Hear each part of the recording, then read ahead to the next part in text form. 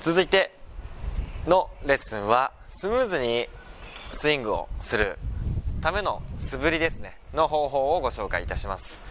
単純なんですけども結構効果的ですので皆さん一度やってみてほしいんですが、連続素振りですね。10回から20回連続で素振りします。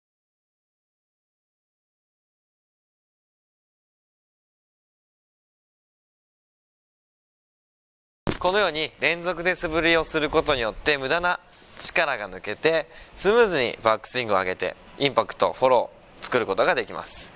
一度やってみてください。以上です。